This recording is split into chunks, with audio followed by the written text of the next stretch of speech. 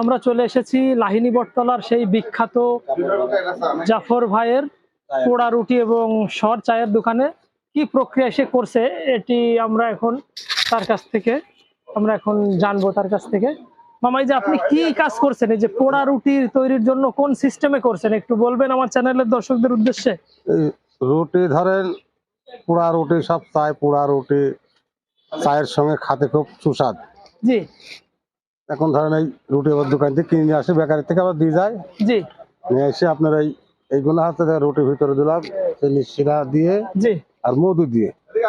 চিনি শিরা, রুটি আর মধু জি দিয়ে আপনি এই জিনিসটা তৈরি করবেন না? তৈরি করছি দেখেন। আচ্ছা, এইভাবে দিয়ে আবার তোলা হয়ে আবার এখানে কেটে দেওয়া হয়। আচ্ছা আচ্ছা আচ্ছা, ও চমৎকার ব্যবস্থাপনা মামা।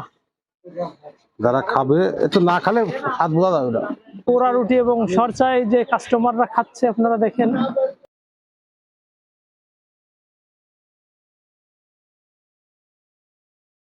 আরিফ ভাই আসসালামু আলাইকুম। ওয়ালাইকুম আসসালাম। আরিফ ভাই কেমন আছেন? এই তো ভাই ভালো। যে দর্শক বন্ধুরা, এই যে আরিফ ভাই তার দোকানে কিন্তু প্রচুর পরিমাণে কাস্টমার প্রতিদিন আসে, আশেপাশের জেলা সারা দেশ থেকে আসে, তাই না? ঢাকা থেকে আসে, সিলেট থেকে আসে, বহুত দূর থেকে আসে, তাই না? রাজশাহী থেকেও আসে। রাজশাহী থেকে আসে, ঢাকা থেকে। দেখুন দর্শক বন্ধুরা, আরিফ ভাই তার সর চা কিন্তু তৈরি করে চলেছেন।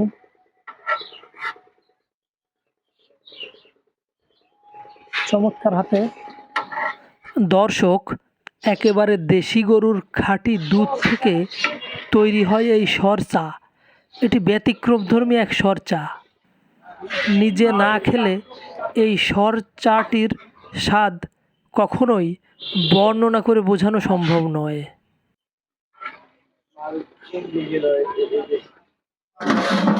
নিপুণ হাতে তৈরি করছেন আমাদের আরিফ ভাই। তার চুলাটাও কিন্তু একটু ব্যতিক্রমধর্মী। চুলাটি আয়তকার এবং এর তিনটি মুখ রয়েছে তিন আকৃতির, ছোট, বড় ও মাঝারি। এই কুষ্টিয়া অঞ্চলে কিন্তু দেশি গরুর খাঁটি দুধ অনেকটাই সহজলভ্য, কারণ আমরা সবাই জানি কুষ্টিয়ার পদ্মা নদী থেকেই গড়াই নদীর উৎপত্তি, এবং এই গড়াই এবং পদ্মার অববাহিকাতে কিন্তু অনেক গরুর বাথান রয়েছে যেখানে দেশি গরু প্রতিপালন করা হয়। দর্শক, এই সর চা তৈরি করা হচ্ছে একেবারে খাঁটি দুধের খাঁটি সর থেকে, একেবারে নির্ভেজাল। একবার যদি কেউ খায় তাহলে এর স্বাদ মুখে লেগে থাকবে বহুদিন পর্যন্ত। আরিফ ভাই, এগুলো কি দেশি গরুর দুধ নাকি? হ্যাঁ হ্যাঁ, এগুলো দেশি গরুর দুধ। দেশি গরুর দুধ? হ্যাঁ হ্যাঁ, দেশি। আপনারা কি ওই আপনারা জোগাড় নেওয়া আছে দিয়ে যায় নাকি নিয়ে? হ্যাঁ, আমাদের লোক আছে গ্রামে, তারা ওই সংগ্রহ করে প্রতিদিন নিয়ে আসে। ও আচ্ছা, গ্রাম থেকে বিভিন্ন জায়গা থেকে নিয়ে আসে। রুটি পুরা দাও, চারটে রুটি পুরা দাও। বন্ধুরা, সরচা কিন্তু হয়ে গিয়েছে। তিনি কিন্তু কাস্টমারদেরকে সরচা দিতে যাচ্ছেন।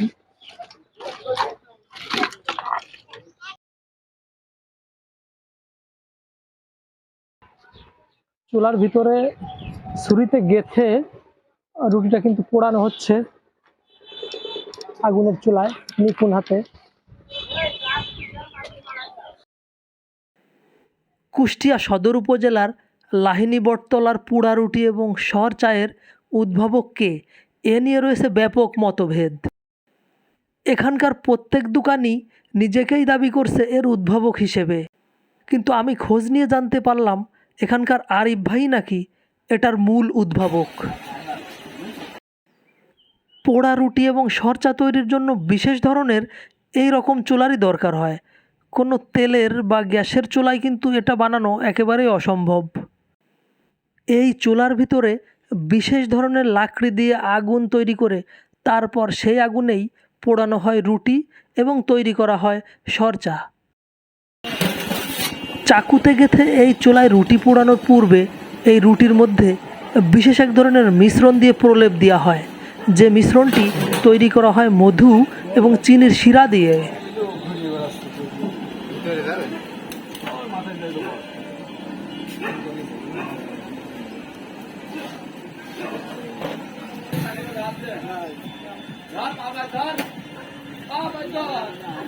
ওইটা কি দিলেন ভাইয়া? মধু ওটা কি দিলেন? মধু মধু আর চিনি মধু আর চিনি। 20 করা।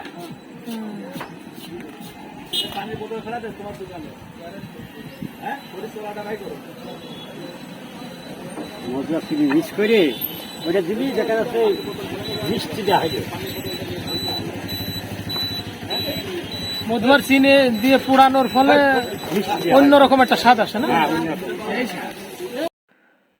দর্শক, এখন আপনারা নিশ্চয়ই হয়তো ভাবছেন যে এরকম বিখ্যাত একটি খাবারের দাম মনে হয় আকাশচুম্বী বা অনেক বেশি, কিন্তু না দর্শক মণ্ডলী, এই খাবারটির মূল্য হচ্ছে মাত্র 40 টাকা, অর্থাৎ 30 টাকা এক কাপ চা এবং 10 টাকা হলো পোড়া রুটির দাম।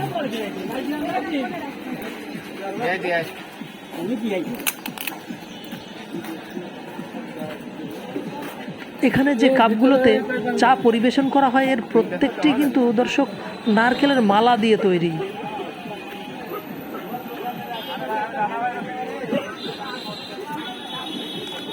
যারা এখানে একবার এই খাবারটি খেয়ে গেছেন তারা নাকি বারবার ছুটে আসেন এই খাবারের স্বাদের টানে।